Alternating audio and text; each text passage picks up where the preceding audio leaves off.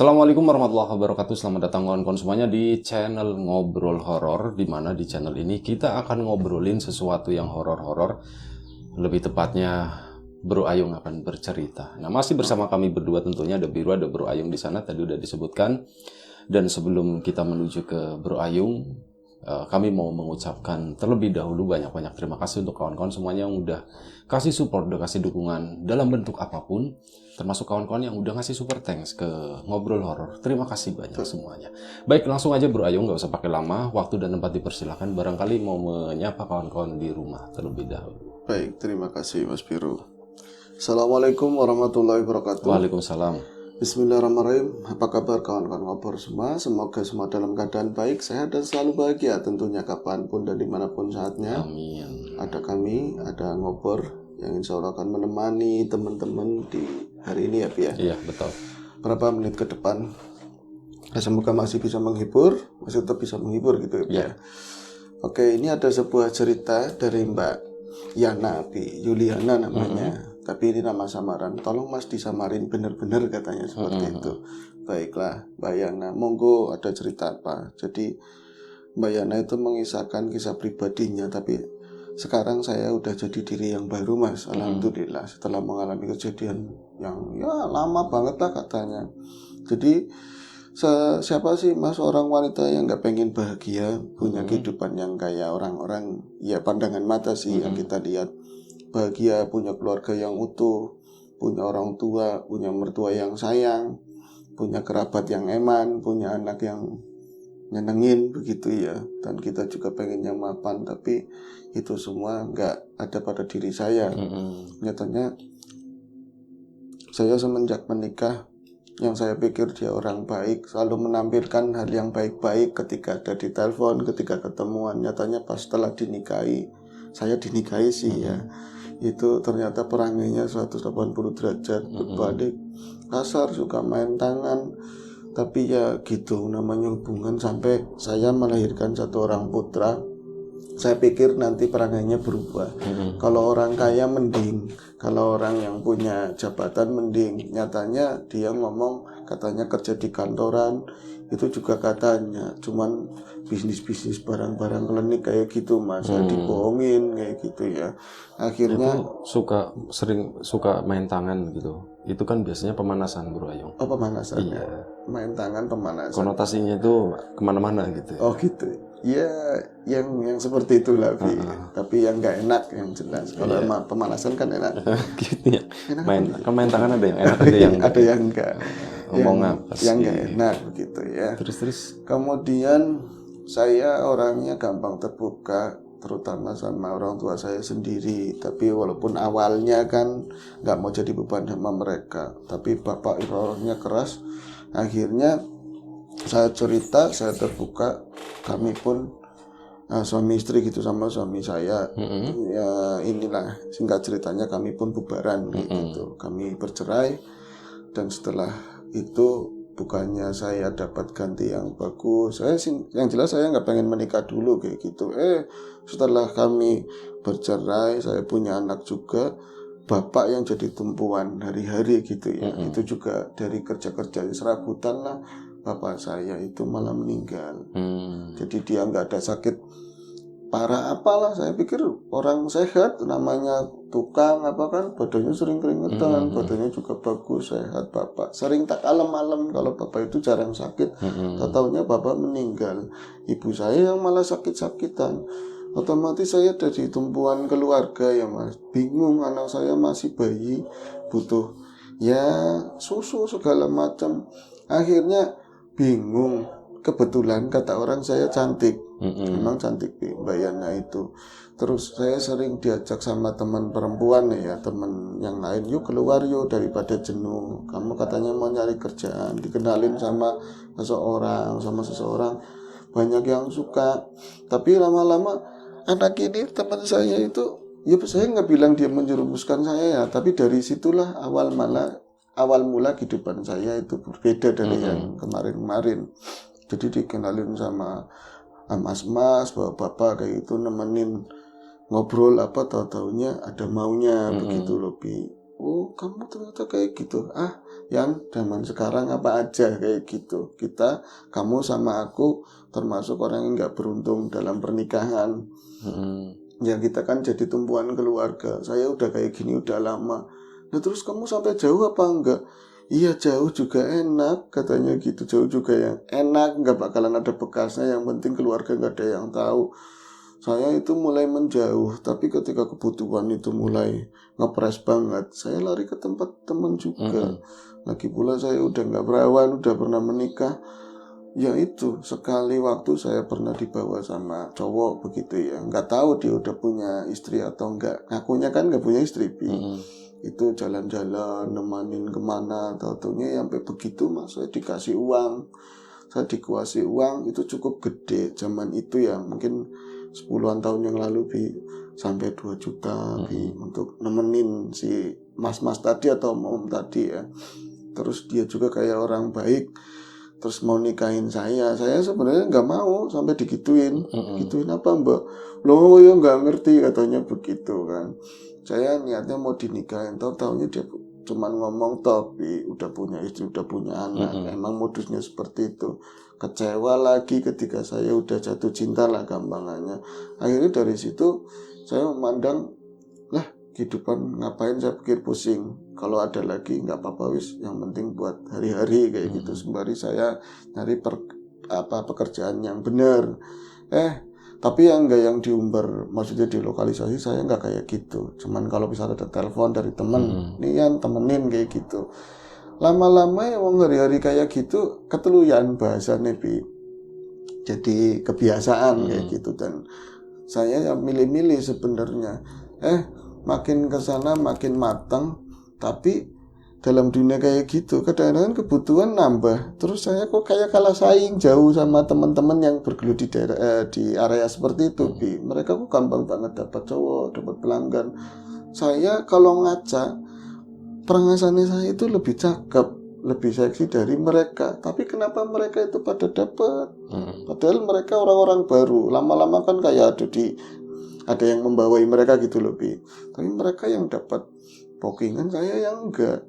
Nah satu ketika, satu malam saya bertemu dengan seseorang dan saya diajak pindah, bukan di daerah sini begitu ya.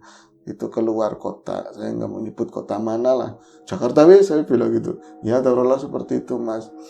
Saya ke sana itu modal badan doang, modal cantik wis, cantik seadanya seperti ini mas. Kalau misalnya ada orang yang deketin saya ya saya mau jalan sama dia, saya milih-milih, tapi kalau yang penting saya dapat duit kayak gitu. Tapi nggak mau yang lokalisasi seperti itu. Ada kenalan, saya ngontrak bareng di sana lah. Satu malam setelah berapa kali saya dapat seseorang yang bisa dapat duitnya gitu Bi, saya ketemu sama seorang bapak. Waktu itu di halte saya nunggu pelanggan begitu yang udah pesen. Itu pesannya juga sama teman lagi. Saya ketemu sama seorang bapak. Itu kalau mukanya apa ya mas, mukanya sih bersih, bapak-bapak udah tua, mukanya enak dilihat. Tapi ngomongnya, jadi deketin, tahu-tahu kayak ada Bi, halte kan biasanya ada panjang begitu ya. Saya di sudut sebelah kiri kosong, sepi sama sekali. Dan waktu itu ada jam 11-an malam, lalu lintas juga nggak terlalu ramai waktu itu ya. Tahu-tahu saya pas lagi nengok ke arah kanan, udah ada bapak-bapak tadi posisinya berdiri di pol halte, dan yakin itu ngeliatin saya. Bukannya dia lagi nunggu seseorang atau kendaraan, dia itu benar-benar lagi ngeliat saya. Pakaiannya seperti apa Bu? Mbak, pakaiannya ya biasa kayak orang ya bapak-bapak gimana sih, pakai kemeja hitam, celananya hitam.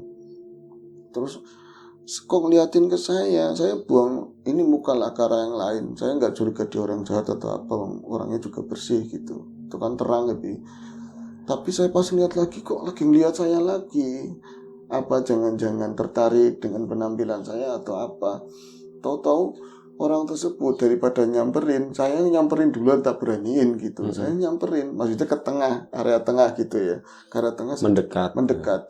Saya sengaja duduk di situ. Saya tutupin pakai jaket, area yang terbuka sini gitu kan. Bapak-bapak itu emang mendekat ke arah saya, dan dia itu nggak ngerokok, nggak ngapa-ngapain, nggak ada gerakan yang lain. Masa orang jalan tangannya ajeb, Bi? Orang jalan itu kan kadang tangannya ada gerakan ikutan. Dia tuh enggak, kayak manekin, kayak patung. Jadi lurus semua, kakinya jalan dia tekluk bisa anteng banget. Saat itu mobil aja kayak dipaus. Paskibra Kalimantan Paskibra. Paskibra kalau mau belok kan tangannya diam. Mungkin kayaknya sih mantan Paskibra, cuman dia itu pas kanan ya kaki kanan itu susah. Paskibra emang Bi, bener ya kayak Paskibra. Oh, bapak tegap banget begitu. Iya bener Paskibra Bi. Ya udah lanjutin. Pas itu pas di depan dia langsung haluan kiri kan, das jalan di tempat haluan. Ya enggak, langsung dia itu ke depannya, terus natep ke arah saya tajam banget. Saya benar-benar saat itu kayak dikulitin, benar-benar kayak diudani Mas saat itu. Oh masa udani di situ Mbak? Enggak, kayak saya itu, dia tuh paham bener siapa saya, penderitaan saya. Sebenarnya kan saya nggak seneng kayak saya nggak mau kayak gini, tapi terlanjur. Ya biasanya kan seperti itu Bi. Itu dia itu ngerogoh saku, ngerti namanya, ini buat kamu Yan, begitu. Ini buat kamu Yan. Tangannya tuh kepel begitu ya dari dalam saku, ini buat kamu Yan. Pak, jenengan siapa? Gak perlu tahu saya siapa, ini buat pegangan kamu kayak gitu. Biar kayak yang lain Bi katanya. Kasih jimat. Mungkin. Jadi pas tangannya dibuka itu apa Pak? Dibuka begini. Yang bikin saya itu mau, ya saya kan penakut ya, tapi mau lari kemana? Orang tinggal berdua, di belakang juga rapat. Ke sana lari tetap, kalau itu orang jahat dicawuk ya bisa, bawa bapak saya, mbak-mbak begitu kan. Itu dibuka begini kepelan tangannya. Itu ada kain mori, kalau kain doang. Kalau saya pikir kan tadi ya kayak omongannya situ mau dikasih jimat, mungkin dikasih pegangan batu atau apa. Saya arahnya udah nggak ke arah situ kata Mbak Yana. Tapi pas dibuka begini, bungkusan itu membentuk sosok pocong Bi, bener-bener membentuk sosok kayak gitu. Ya ada iketannya, ikatan bener-bener persis lah kayak gitu. Mini pocong, little pocong Bi. little pocong Asli. Dia diginiin tuh. Terus saya, pak, langsung kayak bocah itu apa itu, saya nggak berani, saya takut kayak gitu. Itu saya langsung merem, saya berpaling, jadi lupa kalau di sini tuh Jabra pakai celana rok mini. Saya naik ke atas, angin ketakutan begitu. Kok nggak ada suara apa-apa? Mbak, digituin ada suara kayak gitu Bi, ada suara orang lagi nyapa dia, Mbak Yana, Mbak. Security. Ya mungkin Paskibra yang lain. Mbak diudik-udik begitu, Mbak. Maaf Mbak, itu lagi apain kayak gitu. Baris Mbak. Terus saya kan kaget, loh kok suaranya beda. Kalau tadi berat Bi, suaranya berat. Tapi kok ini suaranya laki-laki tapi suaranya tipis, timbrenya tipis. Pas saya ngeliat itu kayak orang balik kerja juga, bawa tas, tapi ya lebih muda dari saya lah. Oh, saya langsung tutupin ini kan, sebenarnya rata-rata begini kan. Ya sembari nyari mungkin, enggak sih, langsung tutupin begini. Maaf Mas, Mbak, ini kan lagi ngapain? Kayaknya orang Jawa lagi ngapain? Kenapa nangis? Saya nggak nangis, saya ketakutan. Takut apa? Terus saya ngomong minta ditemenin atau apa? Mbak, nggak baik Mbak malam-malam di sini sendirian, takutnya ada apa-apa kata begitu. Iya, kita ke hotel aja yuk. Iya, kita ke hotel aja yuk. Enggak, dia langsung baru begini. Paskibra nyemplung jatuh. Nyemplung disamber sama tronton. Enggak sih, dia tuh berlalu ke sana. Loh, bapak-bapak tadi mana? Enggak ada bapak-bapak tadi Bi. Celingukan saya nyari-nyari, sampean di bawah kali ya, ngumpet di mana? Enggak Mas, biar nggak terlalu tegang saya bercandain Bi. Lucu kalau ketawa, gingsulnya banyak. Jadi pas saya itu nyari-nyari bapak tadi, saya nemu itu pocongannya masih ada, dan adanya di ini loh, di depan halte itu, paving itu Bi. Di depan sepatu saya, persis di depan sepatu saya. Wong saya masih celingukan, terus ini gilis-gilis apa di sepatu gitu. Kan selop ya, dicopot begini kakinya, di jempol itu, ini gilis-gilis apa. Ada kerasa gregel-gregel. Langsung saya naik lagi begini. Tapi ya penasaran, nyatanya bukan pocong asli kan, cuman buntelan tapi seperti itu kan. Saya ambil, perasaannya pas saya ambil begini, kayak di area yang terbuka di sini mungkin mukanya ya, itu dari kayu Bi. Dari kayu cuman dicat hitam dan ada titik-titik matanya. Kayak matanya itu lab kayak gitu, dan saya perasa kayak gitu Mas, kayak rada ngelut begitu lah sesaat. Terus nggak tahu, saya tahu-tahu itu saya masukin ke dompet si tadi ya, ke tas, masih ke tas saya. Akhirnya nggak lama yang udah janjian sama saya itu pakai mobil lumayan bagus, saya jalan sama dia, dan setelah itu singkat cerita saya itu banjir job lah seperti itu. Dan saya, karena saya juga nggak pengen rusak badannya, saya milih yang kayaknya bonafit, yang kayak punya duit mana. Dan itu jadi iri sama teman-teman yang kenal sama saya yang sama profesi seperti itu. Tapi ya di situ Mas, saya itu setiap malam tertentu yang saya titeni ya, saya ingat itu antara mungkin Selasa sama Jumat. Tapi Jumat Kliwon, malam Jumat Kliwon sama atau malam Selasa itu saya itu sering didatangin sosok itu. Sosok mirip sama pocong lah. Kenapa saya mirip? Karena nggak pernah langsung benar-benar kelihatan begitu. Kadang kan saya mandi, saya udah punya duit, saya udah nggak ngontrak lagi kayak gitu, kayak nyewa tempat lah semacam apartemen atau apa, kan ada kamar mandinya lumayan bagus, ada shower segala macam. Saya mandi itu apa? Saya pikir kalau di kaca bayangan saya sendiri kan ya kayak gitu, saya telanjang, tapi kok pakai baju putih, siapa? Apa teman? Kadang teman juga masuk rumah pas saya nggak kunci ya, itu masuk nyelonong ngisengin gitu kan. Nin, Cynthia siapa gitu, tahu gak ada sautan, cuman jalan nggak ada langkah sama sekali di balik kaca gitu, nyet kayak gitu. Itu siapa? Saya merinding, cepet-cepet pakai handuk, saya tengokin nggak ada. Tahu-tahu nanti ada di sofa kayak gitu. Maksudnya posisi duduk mbak? Enggak, berdiri. Kalau duduk sih mending, cuman nggak nampak seutuhnya loh, bayang-bayang doang kayak gitu. Saya mulai ketakutan itu 3 hari berturut-turut setelah dapat itu ya, dapat barang tadi. Dan kesananya saya udah dibilang kayak orang si malakama, saya mau buang, saya butuh. Ternyata soalnya apa penjelasannya, di mimpi saya ketemu bapak-bapak tua yang baju hitam tadi. Itu pegangan buat kamu, biar kamu banyak yang suka, katanya seperti itu. Oh, berarti barangnya dikasih, manual booknya lewat mimpi gitu. Manual booknya lewat mimpi, tapi kan apa imbal baliknya apa nggak ditulis, biasanya seperti itu jeratnya Bi. Akhirnya efek sampingnya efek nggak ada sampingnya gitu. ada efek sampingnya, indikatornya nggak ada kesananya lah. Pokoknya saya waktu itu orang saya jadi rame, banyak yang suka kayak gitu. Saya dari malam itu sampai waktu itu saya di apartemen bahasanya lah ya, itu udah mau berapa bulan saya pegang terus benda itu, dan saya tanpa sadar kesedihan saya itu tentang tersakiti sama suami, sama penderitaan hidup udah mulai berubah jadi wong sing gagahan. Saya bisa beli semuanya, laki-laki seganteng apa saya bisa beli. Saya juga disanjung banyak orang seperti itu. Nah, satu ketika Mas, ini prosesi saya jadi kayak gitu jangan diceritain Mas lah, Mbak, tapi sisanya masih ada. Sisa saya apa? Saya masih kelihatan sisa santiknya, saya bilang gitu. Kayak gitu kan. Nyari gratisan gitu. Nyari gratisan. Nyari gratis. terus. Iya sih, kenapa nggak dipikiran ke situ ya? Terus akhirnya apa?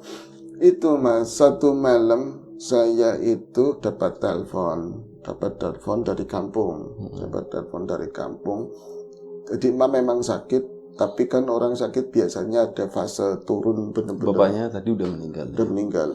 Jadi nanti ada parahnya kayak gitu kan. Itu tahu-tahu sahabat telepon, kata dengaling-aling, emang tetangga saya itu nggak bisa berbahasa basi. Kan balik saiki katanya. Mane mati gitu. Mane meninggal. Saya benar-benar kayak los-losan di situ, saya nangis, nyari taksi, pokoknya nyampe ke ini kan, ke tempat kereta. Apa sih namanya tempat kereta? Itu bandara. Bandara ya. Anggap saja bandara. Terus kemudian pulang kampung, saya nangis guguk-guguk di sana. Nah, adik saya itu cerita, punya adik cuman kan nggak tinggal serumah sama orang tua. Cerita, yang anakmu itu yang sebelum meninggal ini mau percaya apa enggak ya Angel, dia sambil nangis cerita adiknya itu. Oh ya, anaknya ditinggal di kampung sih ya. Di kampung, anaknya itu ngomong, kamu aja yang tanya sendiri sana sama anakmu. Jadi masih kecil, masih belum bisa ngomong jelas kayak gitu ya.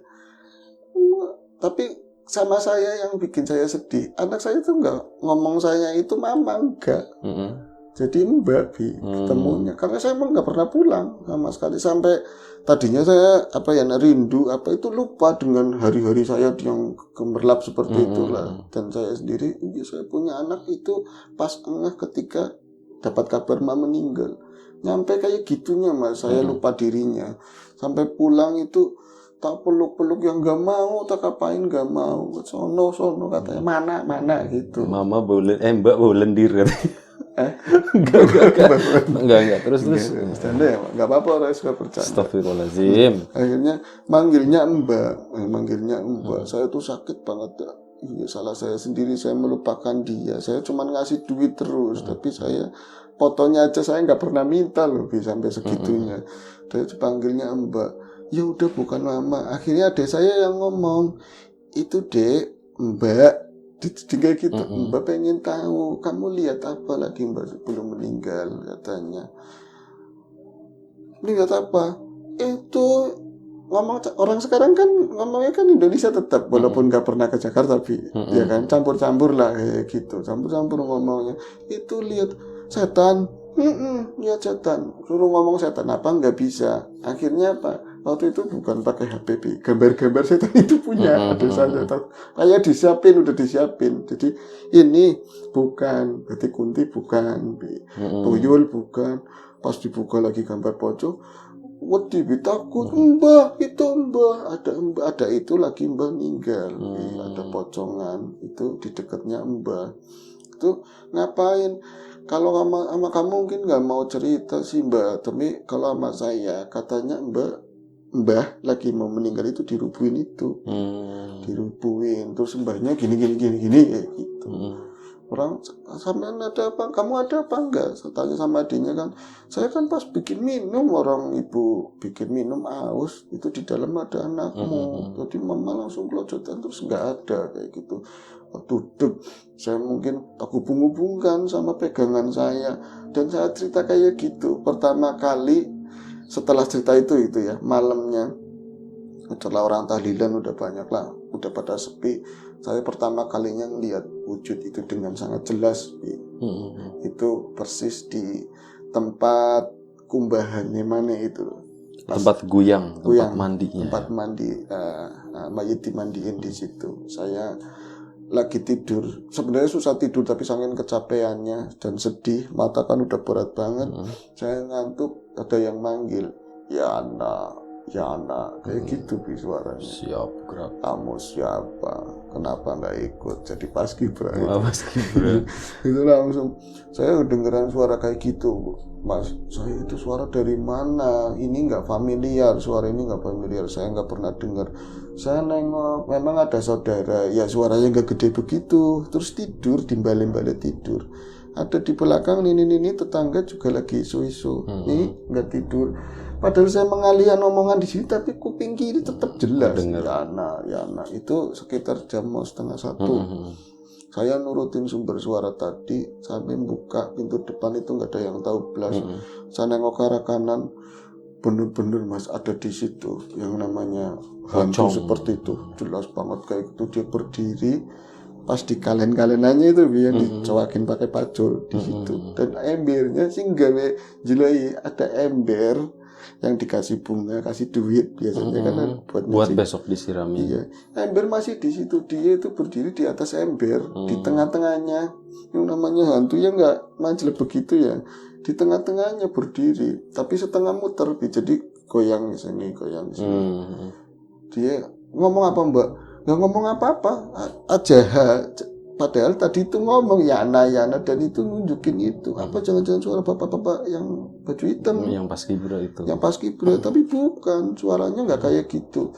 Apa suara dia sendiri? Mukanya ambrol semuanya, mukanya ambrol semua. Tapi pas saya ngeliat kan emang nggak bisa ngapa-ngapain.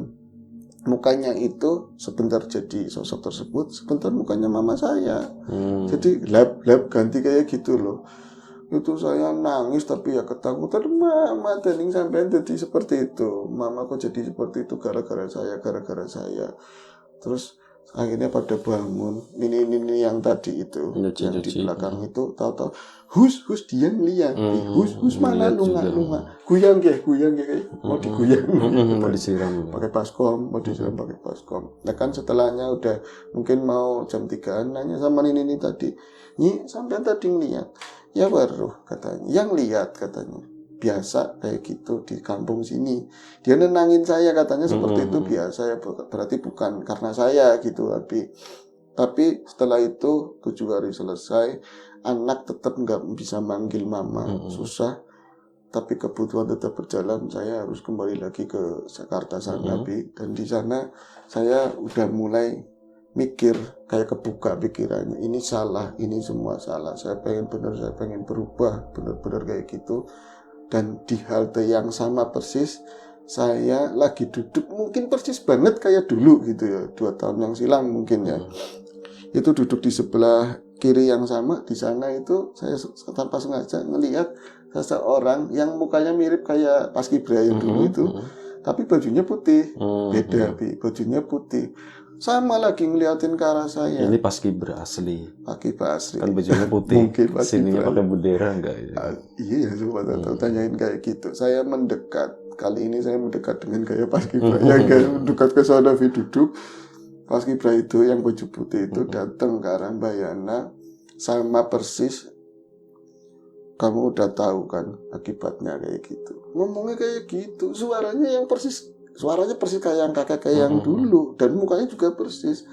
Primin katanya, dia yang ngasih kok, dia yang ngomong, kamu udah tahu akibatnya. Apa bukan, Pak, bukannya situ yang ngasih, jadi seperti ini saya. Jadi saya rusak, ibu saya juga meninggal. Cuman ketawa kayak gitu, nyebelin ketawanya. Aku bukan siapa-siapa. Aku ya kamu, katanya begitu, Bi. Kamu Primin, kamu gimana? Kalau kamu pengen berakhir ini semua ya pulangin lagi ke tempat asalnya kayak gitu, Bi.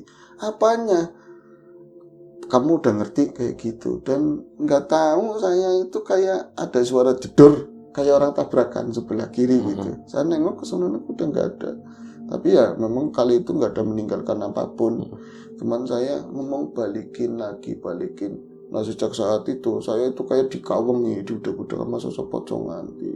Nggak di tempat kerjaan yang tadinya saya mau berhubungan, mau asik sama om atau apa, nggak jadi, karena saya kayak dibilang kayak orang stres loh, lihat ini ngeliat itu, kadang-kadang sampai saya dimarah-marahin kayak gitu kan. Akhirnya saya putusin setelah 2 minggu ketemu sama Paskibra Putih. Saya tuh pulang kampung.